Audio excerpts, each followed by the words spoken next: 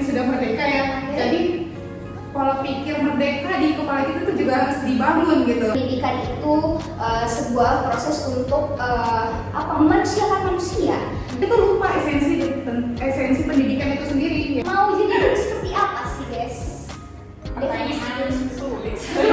Nggak usah takut mencoba, lakuin aja semuanya gitu. Kita eksplorasi bakat lah gitu ya. Kenapa? Karena pendidikan itu sangat penting tentunya bisa memberikan dampak ke berbagai sektor.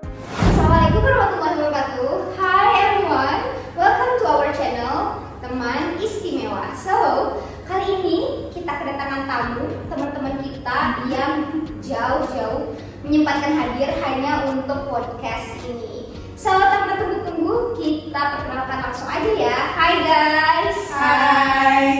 Boleh kita perkenalan nama dan asal dari mana? Hai, aku Vita. Asalku dari Medan, jauh-jauh langsung terbang dari Medan ke sini demi podcastnya Fatin, Teman Istimewa. Wow, luar biasa. Hai, kita mbak sebelah kanan. Hai semuanya, perkenalkan aku Risma dari Salatiga, jauh-jauh juga buat datang ke podcast Teman Istimewa. Oke, jadi kita ini semua adalah mahasiswa PPG Prajabatan ya, atau PPG calon guru. Kita di sini podcast ini kita akan sharing nih terkait perjalanan pendidikan nasional yang mana tentunya dari perspektif kita sendiri setelah mempelajari materi ini. Baik, jika kita menilik ya teman-teman perjalanan pendidikan nasional sebelum kita merdeka saat ini, sepertinya zaman dulu, bukan sepertinya, faktanya pendidikan yang kita rasakan bebas saat ini tidak sebebas pada zaman dulu. Pendidikan dinilai sebuah hal yang eksklusif hanya untuk beberapa golongan. Nah, menurut kalian nih, pendapat kalian, pendidikan pada zaman sebelum kita merdeka itu seperti apa sih? Jadi ya, kalau dulu itu di zaman penjajahan hanya sebagian orang saja yang bisa mengenyam pendidikan, contohnya bangsawan. Jadi kalau bangsa Eropa itu diwajibkan untuk mengenyam pendidikan, tapi di bangsa kita Indonesia tidak mendapatkan hak yang serupa. Jadi yang dididik itu hanya para pembantu untuk mendukung usaha dagangnya mereka. Jadi Belanda itu hanya mendidik pembantu-pembantu aja, yang gunanya apa? Membantu menaikkan omset dari usaha dagangnya mereka gitu ya. Itu pun hanya terbatas di tulis, baca, dan hitung seadanya saja gitu. Oke, baik ya, tidak meratanya Iya, hanya golongan tertentu. Iya. Kalau menurut Desma gimana? Kalau menurut aku, kalau membahas tentang zaman dulu sebelum kemerdekaan itu hal pertama yang aku pikirin sih tentang posisi atau kedudukan perempuan sendiri sih di pendidikan. Jadi banyak banget bahwa perempuan itu dibatasi aksesnya buat dapat pendidikan formal itu sendiri. Jadi masih ada banyak gender stereotype tentang bahwa perempuan itu kewajibannya cuma ada di rumah. Jadi dia masak di dapur, melayani suami dengan baik, jadi ibu buat anak-anaknya tanpa mendapatkan hak-hak yang seharusnya dia miliki, perempuan miliki, yaitu mendapat pendidikan yang sama atau setara sama kaum laki-laki. Terus juga kalau membahas tentang pada saat kita dijajah sama Belanda, muncul juga tokoh pahlawan yang membicarakan tentang emansipasi perempuan, yaitu R.A. Kartini. Pasti semuanya dari kita juga udah paham tentang R.A. Kartini yang memperjuangkan hak-hak perempuan, tentang bahwa perempuan itu juga punya kedudukan yang sama di pendidikan. Ini itu sih. Oke, baik. Jadi kalau tadi dari pendapat Mbak kita paham bahwa hanya golongan-golongan tertentu, bangsawan kalau bangsa Indonesianya, dan ada juga golongan pembantu, tapi bukan untuk mencerdaskan bangsa kita, tapi untuk meraih kesuksesan dari bangsa-bangsa Belandanya itu sendiri ya. Kalau dari Desma juga kita bisa lihat bahwa pendidikan, terutama Desma di sini meng-highlight aksesibilitas atau akses yang diberikan pendidikan untuk perempuan. Karena masih adanya stigma tadi, perempuan itu biasanya di dapur, menjadi ibu rumah tangga, dan itu tidak mendapatkan pendidikan di perempuan itu adalah suatu hal yang penting ya. Iya. Itu pendidikan apa ya, suatu perjalanan pendidikan kita di zaman sebelum kita merdeka. Iya. Nah, kalau memilihnya tadi banyak latar belakang ya, banyak hal yang melatar belakang hidup sosial ekonomi, stereotip masyarakat, apalagi ya gender dan sebagainya. Nah, menurut kalian ya, sekarang apa sih? Sekarang kita udah merdeka, sudah tidak dijajah lagi. Tapi kita merasakan sebagai orang-orang yang ada di dunia pendidikan, karena kita juga calon guru, pernahlah sedikitnya ada pengalaman di pendidikan, ngajar dan sebagainya. Apakah pendidikan kita sudah semerdeka itukah, atau masih ada hal yang membelenggu dari pendidikan kita sendiri di zaman saat ini? Kalau menurut aku, pendidikan yang di zaman merdeka ini justru tidak merdeka, belum merdeka. Oke. Karena pada intinya balik lagi kembali kepada yang zaman penjajahan itu juga gitu. Jadi kita itu belajar, dituntut belajar yang outputnya sebagai industrialisasi. Jadi kita itu sekolah hanya untuk kerja gitu, hanya untuk mencari uang. Jadi kita tuh lupa esensi pendidikan itu sendiri, yaitu bisa memanusiakan manusia lain gitu. Seperti kata Ki Hajar Dewantara, pendidikan itu daya upaya untuk menanamkan budi pekerti. Ya. Budi yang berarti tadi mempertajam rasa, Pemikiran. terus juga menajamkan ke perasaan sama kemauannya juga gitu. Ada usaha, ada tenaganya, yang pada akhirnya itu menghasilkan manusia-manusia yang bijaksana dan dapat meraih kebahagiaan setinggi-tingginya. Ya. Kalau dari perspektif Risma bagaimana? Kalau melanjutkan pembahasan yang tadi ya, kita udah bahas tentang era Kartini yang memperjuangkan tentang perempuan di pendidikan. Lalu setelah itu pasti ada hal-hal yang diperbaiki gitu. Muncul Konstitusi Indonesia 1945 yang isinya tuh kalau setiap warga negara punya hak yang sama, termasuk perempuan, untuk mendapatkan pendidikan. Jadi setelah perjuangan tadi adalah perubahan di dalam Konstitusi Indonesia. Tapi masih banyak banget sih gender stereotype di lingkungan saat ini, pada saat kita ini. Misalnya aja kalau di sekolah-sekolah tata boga, pasti kebanyakan dari anggota kelasnya atau muridnya itu perempuan semua kan, menjahit juga, menjahit kebanyakan perempuan. Kalau yang berbau tentang teknik, teknologi, IT didominasi sama kaum laki-laki. Jadi masih banyak gender stereotype di lingkungan kita, walaupun tidak sebesar sebelum zaman Belanda.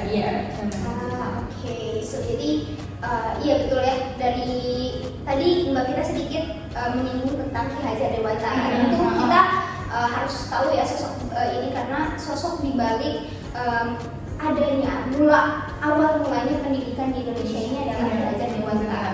Yang mana kita juga paham sekarang filosofi pemikiran Ki Hajar Dewantara jadi filosofi di pendidikan kita sendiri kan ya, yang mana menitik beratkan belajar itu sebagai hasil suatu proses untuk terciptanya suatu nilai-nilai moral yang ada dalam satu individu, bukan suatu capaian pemikiran kognitif saja, tapi sosial, moral, dan perasaan, semua perilaku diatur dengan pendidikan itu sendiri.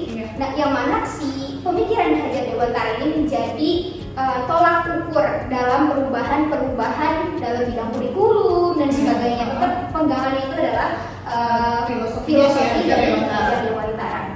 Tadi sedikit menilik dari Mbak Vita yang masih meng-highlight bahwa pendidikan itu sebagai produk industri. Ya, jadi Indonesia ini tadi bukannya masih mungkin dalam proses menuju apa yang Ki Hajar Dewantara utarakan mengenai pendidikan itu sebuah proses untuk memanusiakan manusia. Lebih dalam lagi, bukan cuma untuk produk industri, untuk bekerja, tapi lebih luas lagi daripada itu. Juga Desma meng-highlight itu sangat kental kita rasakan bahwa ada beberapa jurusan, for example ya, jurusan yang kita stereotipnya sepertinya perempuan gak cocok deh di situ. Ketika ada perempuan yang pursue satu jurusan itu, adalah stigma-stigma masyarakat maupun itu keluarga dekat atau sebagainya yang meragukan dan sebagainya ya, tumbuh kental di masyarakat ini. Nah sekarang nih kita kan masih tadi membahas, berarti masih adanya terbelenggunya. Walaupun kita sudah merdeka, tidak berarti kita sudah bebas. Pendidikan kita sudah bebas, bukan. Tapi masih ada praktik-praktik terbelenggunya gitu ya pendidikan Indonesia ini. Nah kita nih sebagai calon pendidik, adakah sih solusi yang bisa kita terapkan gitu ya untuk membebaskan pemikiran-pemikiran itu, stigma-stigma tersebut di masyarakat gitu, adakah solusi? Kalau dari aku sendiri adanya kayak perubahan kurikulum, kan berubah-ubah terus tuh kurikulum sama saat ini kurikulum yang kita gunain kurikulum Merdeka itu sendiri. Jadi kayak di dalam kurikulum Merdeka pastinya ininya solusi itu menjadi memerdekakan peserta didik itu sendiri. Jadi peserta didik itu jadi pusat pembelajaran, bukan lagi teacher center tapi student center. Jadi student itu bebas atau siswa itu bebas untuk berkreasi sesuai dengan kemauannya sendiri. Jadi menurutku itu merupakan salah satu solusi tentang memerdekakan itu sendiri sih. Oke. Nah, tapi yang perlu digarisbawahi, yang perlu dipertanyakan itu apakah kurikulum Merdeka ini pada kenyataannya berjalankah di kelas gitu? Secara teknik, secara nyatanya gitu. Apakah dia berjalan gitu ya? Jadi ada temanku yang anak SMA itu curhat gitu ya, bahwa di saat kurikulum Merdeka ini karena dia berpusat kepada siswa tadi, jadi siswa itu disuruh mencari sendiri, berpikir sendiri, jadi siswa itu disuruh mencari materi sendiri, jadi segala sendiri, tetapi tidak difasilitasi sama gurunya gitu. Jadi tidak disimpulkan apa yang ini hasil belajarnya gitu. Tidak ada kesimpulan, jadinya siswanya itu juga menebak-nebak ya. Ini apa ya gitu dari maksud dari semua ini gitu, karena jadi masih mengambang gitu. Di samping itu juga kalau kita lihat lagi ke sisi gurunya, peran guru di Merdeka Belajar ini tuh sangat banyak ya. Tugas-tugasnya itu sangat berat sekali ya. Sempat dengar-dengar banyak tugas administrasi katanya ya. Itu satu masih juga berat. Terus ada pembelajaran berdiferensiasi yang melihat perkembangan, tergantung nih belajarnya si A, si B itu bisa berbeda gitu. Sedangkan si gurunya punya waktu ngajarnya itu cuma 2 kali 45 menit gitu misalnya. Belum dia nyampein materi, buat tugas administrasinya.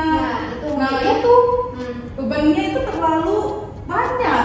Masih dituntut buat memahami siswanya lagi. Iya benar. Menurut aku bagus ya, dan kalau misalkan bisa memaksimalkan waktu, manajemen waktu dan sebagainya. Tapi faktanya ternyata peran guru itu bukan cuma mengajar, tapi ada hal lain yang mana ini tentu akan berpengaruh pada efek samping, bukan efek samping ya, pada proses tersampaikannya materi. Mungkin harusnya idealismenya memang guru harus memenuhi kebutuhan siswanya yang unik tadi ya. Tapi kita dibentrokkan juga dengan hal-hal lain yang perlu diuruskan. Menarik nih pembahasannya, karena ada positive response terhadap kurikulum Merdeka yang kita anggap sebagai solusi dari terbelenggunya pendidikan di kita setelah merdeka, dan ada juga kontranya, ternyata di studentnya ada permasalahan ditemukan dan di gurunya juga ada yang ditemukan. Nah, terkait hal itu, aku mau tanya nih, kalau menurut Desma kan nanti insya Allah akan jadi guru ya, jadi tenaga pendidik. Mau jadi guru seperti apa sih, Des? Pertanyaan sulit. Dijawab secara simpel aja. Secara simpel sih, berarti kita harus cukup panjang. Ini cukup dalam maknanya ya. Tapi simpel aja, aku pengen jadi guru yang mungkin sesimpel bisa mendengarkan apa yang disampaikan murid-murid itu sendiri sih. Kayak pendapat tiap muridnya pastinya berbeda. Kayak pendapat siswa A dan B itu pasti memiliki perbedaan. Jadi kayak aku ingin menjadi guru yang bisa memfasilitasi perbedaan itu. Jadi konektor. Iya, benar. Jadi latar belakang, bakat ataupun minat ataupun gaya belajar yang masing-masing siswa miliki yang pastinya berbeda-beda itu aku coba untuk fasilitasi, bukan buat pemecah tapi juga pemersatu kelas itu sendiri sih. Oke, baik ya. Mudah-mudahan tercapai. Amin. Dan Desma jadi guru seperti ini. Mbak Vita nih, pengen jadi guru seperti apa, Mbak? Kalau aku mirip-mirip sebenarnya sama Ibu Desma. Ya, kita lagi ibu. Salam ya, Jadi aku tuh pingin jadi guru yang bisa deket gitu ke muridnya, jadi bisa jadi temennya, bisa jadi orang tuanya. Karena aku tuh pingin memahami gitu apa sih yang mereka rasakan, apa sih yang mereka alami. Dan terus aku juga mikir tuh bahwa semua orang itu unik gitu. Jadi aku mau memotivasi muridku, udah lakuin aja semua yang kamu mau, asal itu yang positif ya gitu. Nggak usah takut mencoba, lakuin aja semuanya gitu. Kita eksplorasi bakat lah gitu ya. Gitu. Iya, kalau aku ya sendiri kan aku juga. Iya. Jadi kalau aku sendiri betul, kayak mix antara keduanya. Jadi pengen jadi seorang guru yang juga sebagai motivator gitu kan. Kita tuh nggak bisa membentuk orangnya, tapi kita bisa sebagai guru mendukung orang tersebut atau siswa-siswa kita memaksimalkan potensi yang mereka miliki. Jadi motivator itu menurut aku sangat bermakna dan sangat penting banget untuk hadir di tengah perkembangannya siswa agar mereka bisa mencapai ke potensi yang secara maksimal gitu ya dengan tuntutan-tuntutan yang kita miliki gitu. Mudah-mudahan harapan kita bisa terwujud. Nah, berakhirnya kita ternyata ini adalah bahasan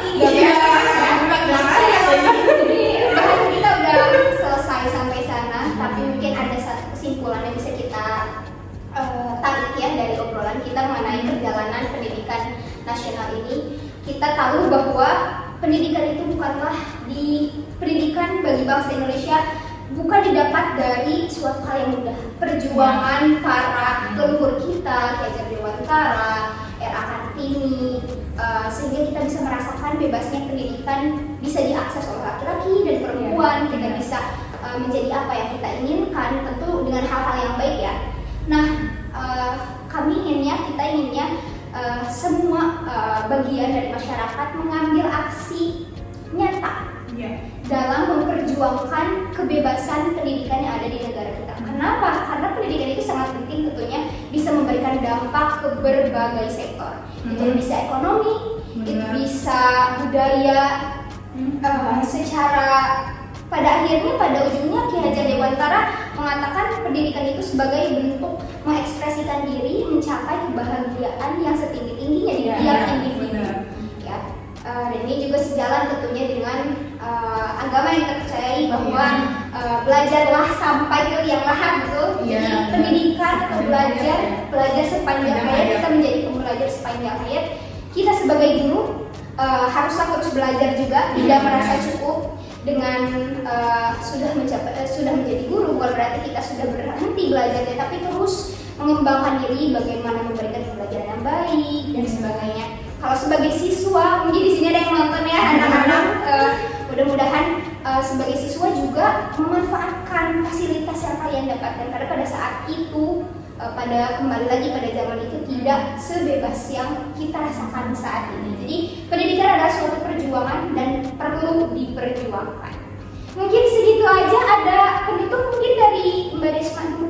Kalau dari aku sih jangan pernah berhenti belajar, jangan juga melupakan tentang masa lalu. Perjuangan tokoh-tokoh pahlawan kita ini juga sangat berarti buat kita sekarang.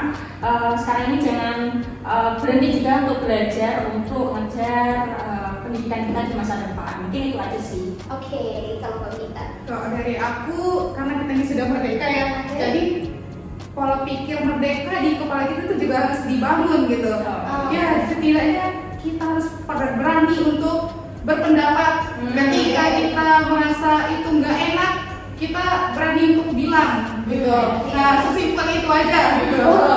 Oh, apa yang lupa Tadi terkait perubahan kurikulum itu ya.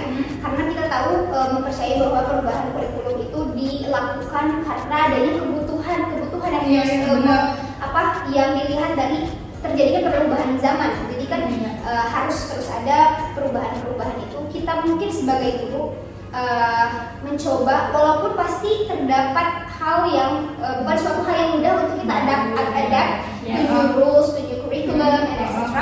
Tapi kita melihat di sisi positifnya. Walaupun tadi ada pro kontranya, seperti penerapan kurikulum merdeka yang baru ini, mungkin kita sebagai guru melihat dari sisi usahalah semaksimal mungkin untuk memahami kurikulumnya, untuk menerapkannya, walaupun tidak bisa memfulfill semua yang diharuskan di kurikulum tersebut, karena setiap guru punya kondisinya berbeda-beda, betul.